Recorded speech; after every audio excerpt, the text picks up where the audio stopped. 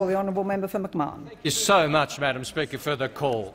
Madam Speaker, this matter of public importance goes to the gap, to the yawning chasm between this government's rhetoric and their performance, between what this government says they'll do and what they actually do, between their rhetoric and what, dare I may call it, the real action that this government has when it comes to the economy. We have a Treasurer who likes to huff and puff and beat his chest and lecture Australians about how they have to work harder and earn less and pay more and receive less from the government. But we have a Treasurer, Madam Speaker, who doesn't follow his rhetoric when it comes to his performance in the Australian economy. The Treasurer's favourite line is about the age of entitlement. He loves to tell us that the age of entitlement is over. He tells us that SPC shouldn't get industry assistance because the workers there on $50,000 earn too much. He tells Australian families that they should pay when they have to go to the doctor. He tells Australian low and middle income earners that they should get no relief from the tax system when they save for the future through superannuation. He tells the Australian people that the age of entitlement is over, and then he says, by the way, can we give you a cheque for $75,000 when you have a child? We don't care if you're a millionaire. We don't care how much you earn. But this government's going to introduce an extravagant and unaffordable paid parental leave scheme at the same time as he tells us that the age of entitlement is over. So there is a fatal and fundamental flaw to the rhetoric of this government and the rhetoric of the Treasurer in particular. No wonder he appears more like a C-grade actor in the North Shore Dramatic Society than the Treasurer of Australia with his antics, Madam Deputy Speaker, although I do fear I may have just offended the North Shore Dramatic Society, and I do apologise if I did. But of course, this is just one part of the Treasurer's rhetoric. We saw the G20 on the weekend, the Finance Ministers, a very good thing for Australia, G20 being held in Australia under the chairmanship. And I am more than willing to recognise those who have contributed to the key role Australia's played in the G20. The member for Lilly, the former member for Griffith, the former Prime Minister, and I'll even pay credit to Peter Costello for his role in formulating the G20 finance ministers. But of course, the Treasurer wasn't backwards and coming forwards when talking about his own role in the world economy the other day. I saw he gave an interview to the Financial Times and he said, and I quote, "I have a unique goal to try to provoke the world into greater growth and prosperity." A unique goal, he said. Greater growth and prosperity. You can just imagine the rest of the world's finance ministers going, "Oh, phew, we've got a new Treasurer in Australia. It's going to get world growth and prosperity. We were thinking about recession and poverty. That's where we were going wrong. That's what we got wrong. This Joe Hockey, he's better than us." Oh, he said, "I've got a unique goal for world growth and prosperity, and I'm going to force it through." Well, thank goodness we've got that Treasurer in Australia. But what's the reality of the Treasurer's goal for world growth and prosperity? We got the G20 communique, and it did set a target for growth, an aspirational aim for more growth, and that's something that's very welcome. But an aspirational target for more growth does not create a job, Mr Deputy Speaker. It does not create one job. And what's this Treasurer's plans for jobs for Australia? Well, let's just check in and see how he's going. Well, we saw 63,000 full-time jobs lost since the last election. 63,000 full-time jobs lost on his watch, making 2013 the worst year for job losses, full-time job losses, since 1992. Worse than at any time during the global financial crisis, on his watch. And of those full-time job losses in the last calendar year, 57,000 of them happened since the last election, and then another 7,000 in January. And we now have more people looking for work in Australia today than at any time since 1998. And yet we're very glad the Treasurer has a unique goal of world growth. Now, what does all this mean in terms of the economy going forward? Well, we know we now have unemployment at 6%. And the House will be interested to know this. we've also seen participation decline in the workforce, less people in the workforce looking for jobs. And if we had the same participation rate now as we had under the Labor government, unemployment would be a full 1% higher. 1% higher. We would have unemployment now at 7% if participation rates were the same now as they were under the Labor government. Now, the Australian people understand that unemployment does go up from time to time, but they want to know the government's got a plan to deal with it. Now, what's the plan of this government? Well, the first thing they've done is rip up the previous government's $1 billion jobs plan. Throw it out the window.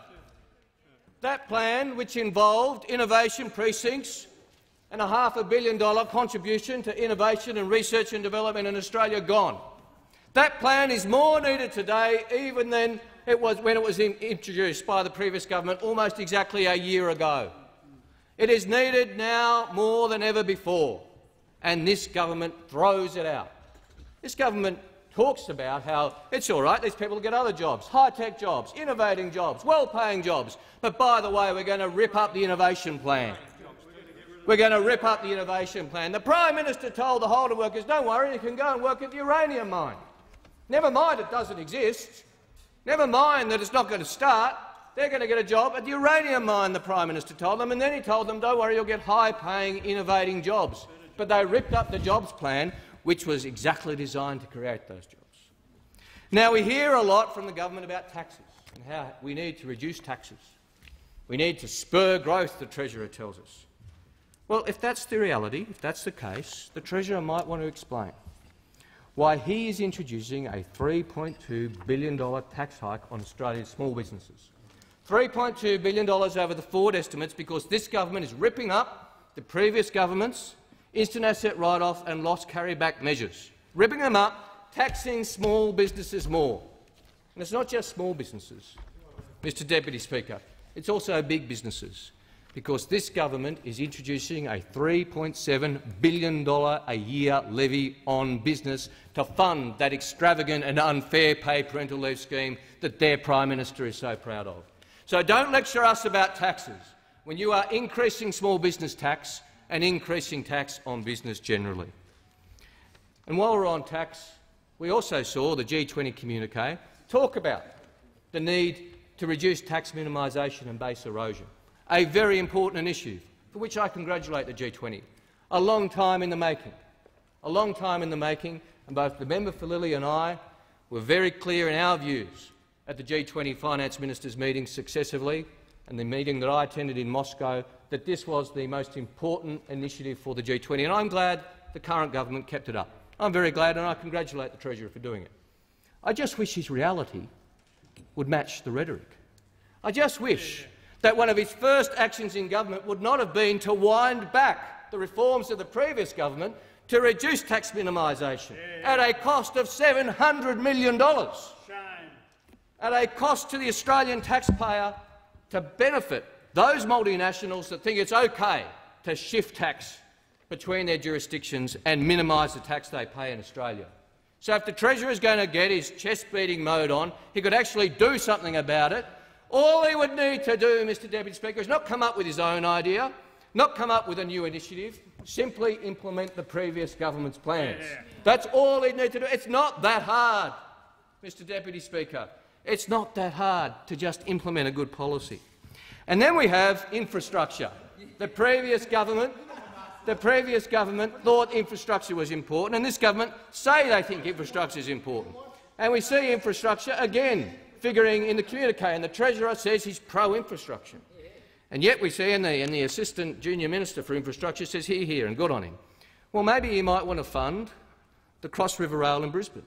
Or maybe you might want to fund the Melbourne Metro or the Perth Airport Link or the public transport infrastructure right around the country that the previous government funded. Now, when the previous government, the Labor government, came to office in 2007, where do you think Australia might have figured in the world rankings for investment in infrastructure? First, maybe second, third. We're a good country. We were 20th. 20th in the OECD. 20th in the OECD. When we left office in 2013, were we 20th? Maybe we'd improved. Maybe we're 19th, maybe we're 18th. We were first in the OECD. First in the OECD because of our investment in infrastructure. And the increase in spending on infrastructure under the previous government per capita went from $132 under the Howard government to $225 under the Labor government. That's how you build infrastructure. You don't talk about it, you don't write it into communiques, you fund it. It's a pretty simple concept, Mr Deputy Speaker. Infrastructure does cost money, and you fund it. You fund it and you build it. That's how you fund infrastructure. Now, the 93, the Parliamentary Secretary to the Treasurer, says, "Oh, it's terrible. You borrowed money.